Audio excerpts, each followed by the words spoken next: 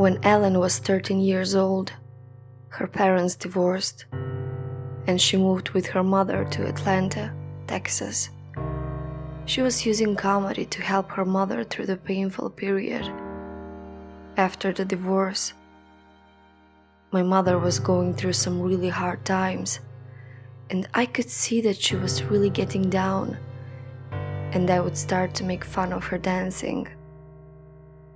Then she'd start to laugh, and I'll make fun of her laughing. And she'd laugh so hard she'd start to cry. And then I made fun of that. So I would totally bring her from where I'd seen her start going into depression to all the way out of it. Before she even got to comedy, Ellen was 19, and her girlfriend died in a car crash.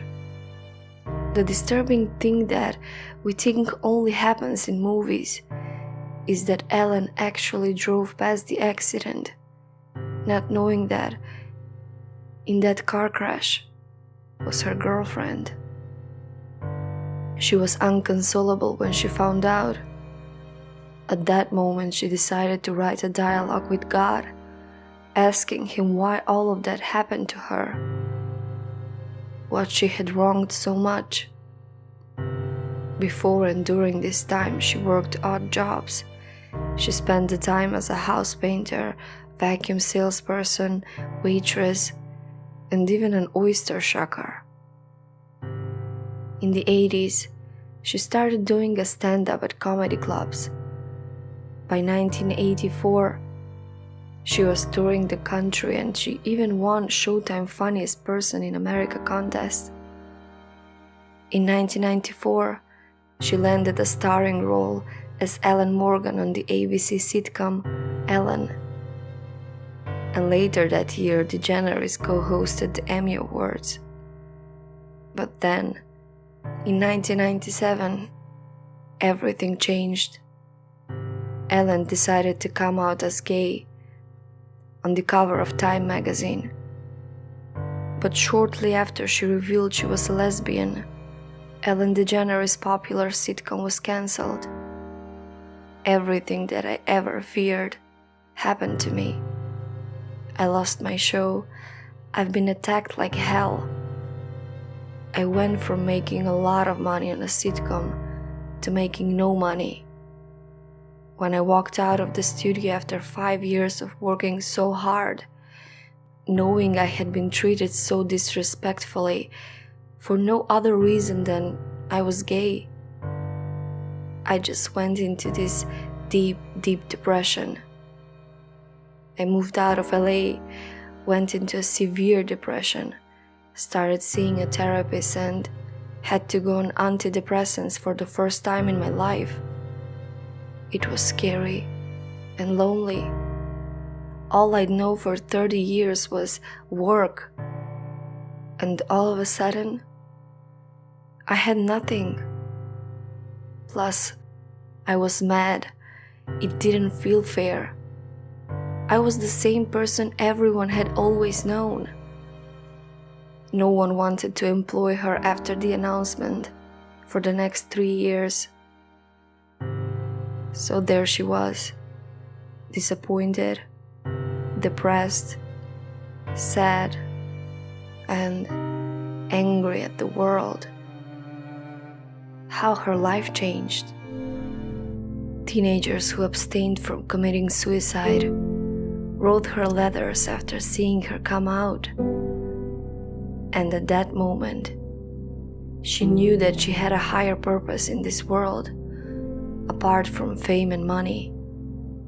Eventually, I started meditating, working out, and writing again. And I slowly started to climb out of it. I can't believe I came back from that point. I can't believe where my life is now. Then, Ellen's TV career started picking up again. In 2001, she got a CBS sitcom called The Ellen Show, and then she hosted the Emmy Awards solo. 2 years later, she voiced the famously forgetful Dory in Finding Nemo. And a few months later, her famous talk show, The Ellen DeGeneres Show, premiered. Most TV stations would not take the talk show when they tried to sell it to them. But as we all know, someone thought the idea would work and the talk show aired. The successful year was topped off with a record 12 Emmy Award nomination in 2004, the most ever received by a talk show in its debut season. Ellen's program won the 2004 Emmy for Outstanding Talk Show. In 2004, Ellen started dating her future wife, Portia de Rossi. They got married in 2004 and 10 years of marriage later, they still make an adorable couple in the red carpet. The next few years brought more milestones, hosting the Emmy again in 2005, hosting the Oscars in 2007, and becoming a CoverGirl spokesmodel in 2008. She was also awarded the Presidential Medal of Freedom and broke into tears during the ceremony. Even President Obama got a little choked up as he told the gathered crowd about Degeneres' accomplishments. It's easy to forget just how much courage was required for Ellen to come out on the most public of stages almost 20 years ago. What an incredible burden that was to bear, to risk your career like that. And yet today, every day, in every way, Ellen counters what too often divides us with the countless things that bind us together, inspire us to be better, one joke and one dance at a time. There is not a single person, famous or not, to not have failed at least once in their life. But the one thing that divides the successful people from the unsuccessful is the what now.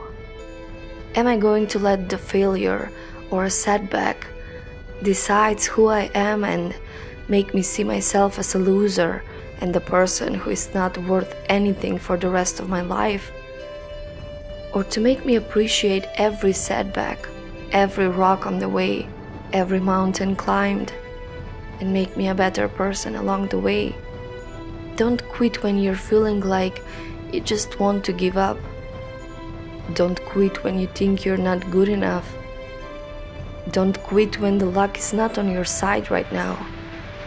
Don't quit when something not fair is happening to you. Don't quit until you see yourself moving onto the right direction. You just can't beat the person who won't give up. When you take risks, you learn that there will be times when you succeed, and there will be times when you fail. And both are equally important. Winners never quit, and quitters never win. So, what's your story?